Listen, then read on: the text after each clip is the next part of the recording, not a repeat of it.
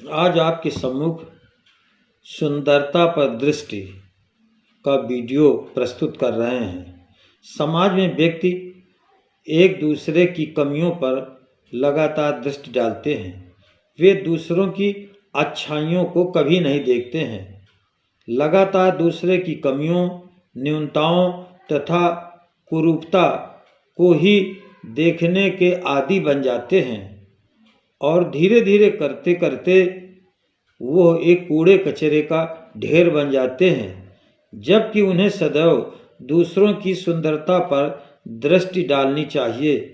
यदि हमारी दृष्टि प्रत्येक व्यक्ति की सुंदरता पर जाएगी तो हम फूलों से लदी हुई घाटी के समान सुवासित हो जाएंगे, क्योंकि सारी कमियां उसी में डाली जाती हैं।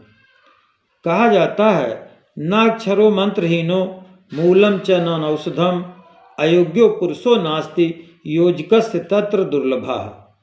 अर्थात कोई ऐसा अक्षर नहीं है जिससे मंत्र न बनता हो, कोई ऐसी जड़ नहीं है जिसमें औषधि गुण न हो। आज तक कोई ऐसा व्यक्ति नहीं मिला है जिसमें कोई न कोई अद्वितीय गुण न हो, केवल खोजने वालों की कमी है। संख्या आदि जहरीले विष हैं, लेकिन एक विदग्ध अर्थात चतुर वैद्य उसमें से अमृत तत्व की खोज कर लेता है। सर्प का जहर भी बहुत महंगा बिकता है और उस जहर से भी बहुत सारी जीवनदायिनी औषधियाँ बन जाती हैं। आइए इसी गुण को एक लघु कथा के रूप से समझ लीजिए। एक राजा के पास एक आँख तथा एक टांग नहीं थी, किंतु वह कुशल प्रशासक था। उसके राज्य में प्रजा बहुत सुखी थी। एक दिन राजा के मन में विचार आया कि क्यों न उसका एक सुंदर चित्र बन जाए और फिर उसे महल में लगवा दिया जाए। इसके बाद नामी गिरामी चित्रकारों को बुलाया गया और उनसे कहा गया कि सुंदर चित्र बनाया जाए जिसे महल में लगाया जाएगा। चित्रकारों ने सोचा कि यदि चित्र अच्छा नहीं बनेगा तो हो सकता है राजा दंडित भी करे, और सुंदर चित्र कैसे बनेगा जब उसके एक आँख नहीं है, एक टांग भी नहीं है। तो इस बात को सोचते विचारते अधिकांश चित्रकार लौट गए कि कैसे इसका सुंदर चित्र बनेगा। उसमें से एक कुशल चित्रकार ने कहा, हम सुंदर चित्र बनाएंगे। और उसके मन में एक आइडिया आया। उसने चित्र बनाने की कोशिश की। अब कैसे चित्र बना आप देखिए।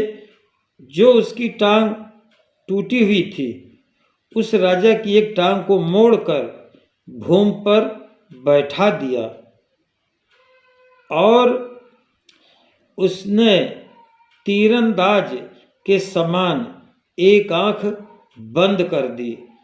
जो आँख नहीं थी उसी को उसने बंद करके ऐसा इस अंदाज से बैठाया जैसे मानो वो कोई शिकार कर रहा हो, किसी पर निशाना साध रहा हो।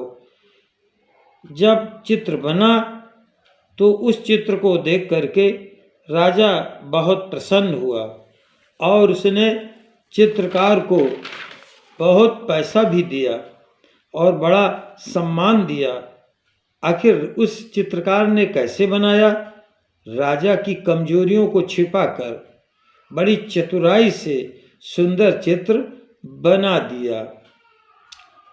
आइए अब दूसरा उदाहरण देखिए।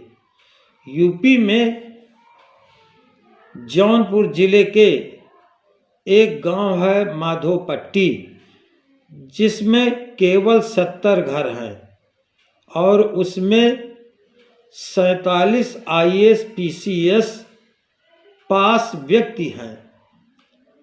आप ये कैसे हो गए? क्या ये माना जाए कि भगवान ने सारी बुद्धि उस गांव में ही डाल दी और सब लोग बुद्धिमान हो गए? ऐसा तो संभव नहीं लगता, लेकिन यह संभव जरूर लगता है कि वो एक दूसरे की सुंदरता को देख करके उसी तरह अपनी तैयारी करते चले गए और उसी तरह सुंदर बनते चले गए। तो ये तो संभव है। अगर व्यक्ति प्रयास करे, अच्छे लोगों के संपर्क में रहे, लोगों की सुंदरता को देखे, तो निश्चित ही वह व्यक्ति एक न एक दिन सुंदर बन जाएगा। और यदि वो दूसरों की कमियों को देखता रहेगा तो वह न्यून बन जाएगा।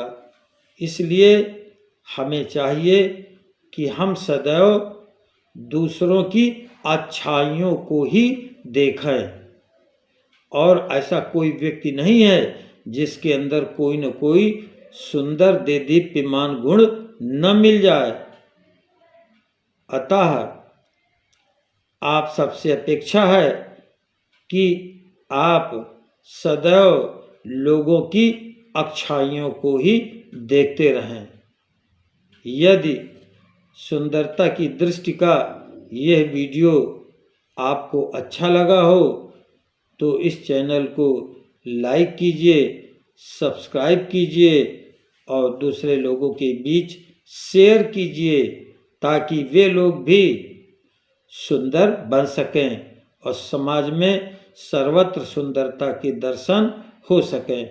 बहुत बहुत धन्यवाद। जय हिंद, जय भारत।